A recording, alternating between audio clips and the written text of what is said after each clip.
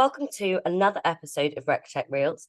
I'm Henna, Commercial Success Manager here at Rectec, and joining me today is Sarah from Eli Onboarding, and we're going to be talking about the candidate experience during onboarding. So, Sarah, if you don't mind introducing yourself. Of course. Hi, Henna. Good morning. I'm Sarah Wardle, the Relationship Director at Eli Onboarding. I've been with Eli nearly 5 years now. And Eli, if you don't know it already, is experience-led onboarding technology, which we designed to set new hires up for success. And it focuses on engagement and creating personalised human connections for all of our customers, such as AstraZeneca, GE Healthcare, NatWest Group, BDO and Cognizant, just to name a few. So hopefully that gives you a little snapshot into what we do. Yeah, absolutely. It's you're working with some of those big dogs, so it's safe to say that you are onboarding pros. So with that in mind, obviously you're speaking to HR and TA leaders day in, day out. So as an expert within this field, what would you say are some of the main challenges that HR and TA leaders are experiencing today? Absolutely. Well, I go to a lot of conferences, a lot of meetings, and one of the ones that comes up time and time again is skill shortages and scarcity of talent. That's a huge one. I mean, there are lots of themes that are popping up all over the place at the moment, as you all know. But that seems to be one that comes up time and time again. And I think that's not really helped by early attrition and dropout before day one. And often a lot of money is spent right at the beginning on the attraction and on the assessment, but then onboarding often is forgotten, and that's when dropout can happen. That's when that kind of first 12 months attrition can happen. So that seems to be huge at the moment.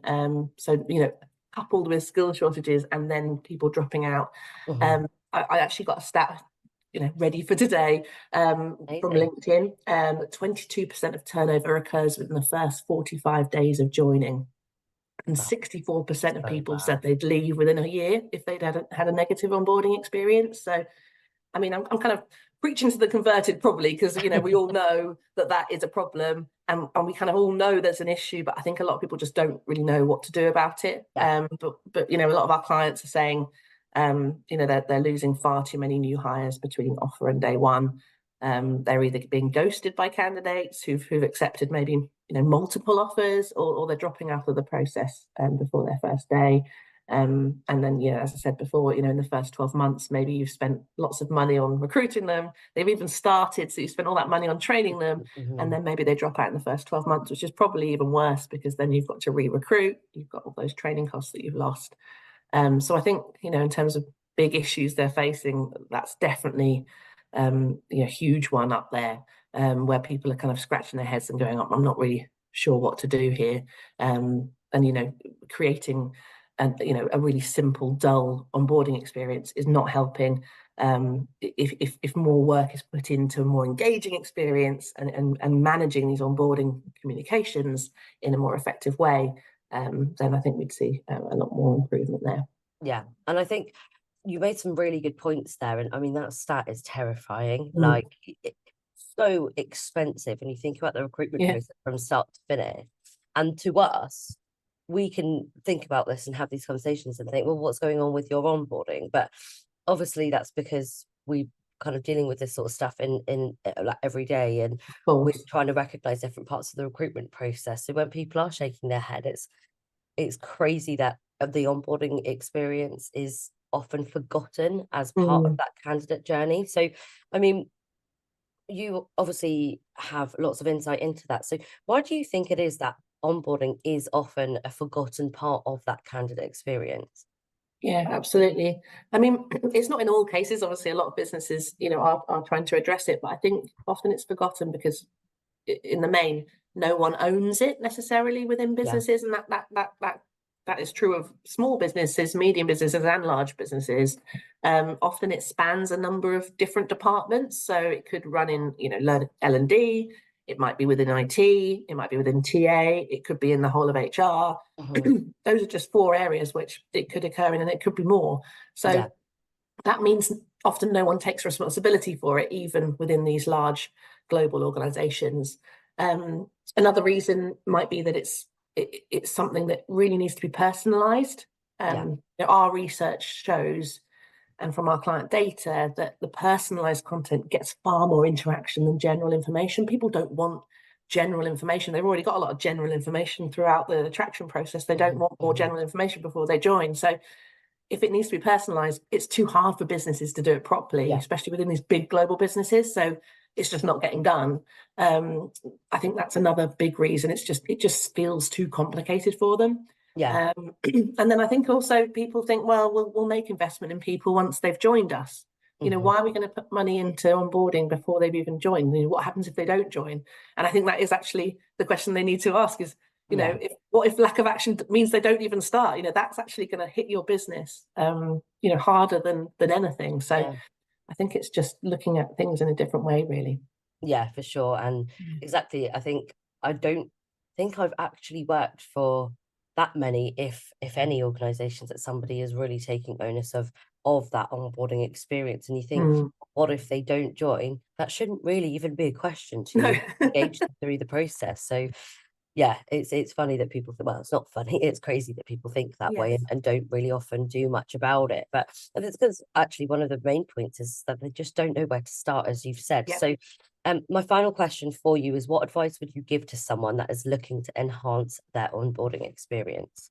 Yeah, absolutely. This is the biggest question we get is, okay, we love your technology, but where do we start? So actually, where you start is nothing to do with technology, really. It's look at where you are now, understand what your reality is versus your perception, track your data and MI. What are you currently doing for your new hires? How's it working? Ask your people, do your surveys, which you're probably doing already, but maybe run some focus groups, find out from the real people who are actually doing it, what's happening. And also ask your managers, because they're the ones who are often running the show at that stage. So ask them what they're doing, gain all this feedback. And then you probably want to shape what your vision is for onboarding. So what do you want the experience to look and feel like for everyone involved? So almost write down your ideal scenario. Don't worry about, but we can't do this. Just write down exactly how you would love it to be. And then you need to create a business case, which is what we help businesses with time and time again, which is helping businesses to get the support of the leadership team. And this is really tricky because you obviously have to kind of sell your idea in, but taking financial calculations with you, detailing the real business impact of reducing new hire attrition and showing how you're going to do that is going to really, really help. Speaking in their language, getting them excited about this, showing the return on investment, ideally getting the buy-in of a senior leader, as a sponsor, so that they can help drive it through with you. You can't do it alone, as we've just mentioned before. It's got lots of different departments involved, so try and bring together the right teams, mapping the process as it goes. So make friends with IT if you've not done it already, because that's going to be really, really key. And design with your people, not for them. So you might have this vision and think, this is exactly what I want this onboarding experience to look like. But actually your people said, well, actually we want it to look like this. So bring them in and help them to design that.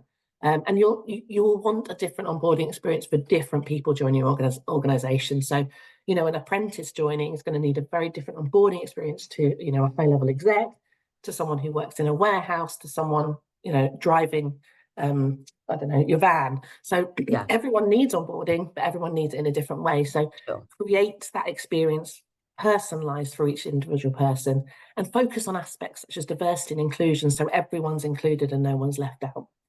There's a lot to do, but I think it's really, really key that you design it before you even talk about technology. And then you look at what you've currently got in your tech stack. So you might already have an ATS that does certain levels of onboarding, and maybe that's enough. Maybe what they're doing does tick all your boxes. Sorry, drink a bit of water. Right. I've had a bit of a cold. Maybe that does tick a few boxes and that's enough for you. But if it's not, go out and have a look for some technology that's going to give you a more engaging and more experiential process, and make sure it can integrate with the technology you've already got, creating a tech stack that's really, really going to work with you. So making sure that experience is going to tick all the boxes for the new hire is obviously imperative, but making sure you've got technology that your IT teams are happy with too is also obviously really, really important. So yeah, I think there's quite a lot of tips there, but I think, you know, I've said a lot of things and it might be a bit overwhelming. So, you know, think big, but start small. So maybe start with one area of the business, or just start by designing what you want to do. And don't get overwhelmed. Just do one thing at a time, and just test, learn, iterate. That's the best way to do it, really. Amazing. Thank you so much, Sarah, for all of those tips on enhancing the candidate experience. So if you are watching this and you're in the market for a new ATS or recruitment CRM, then do take advantage of our unique fee-free comparison tool at Rectec Compare.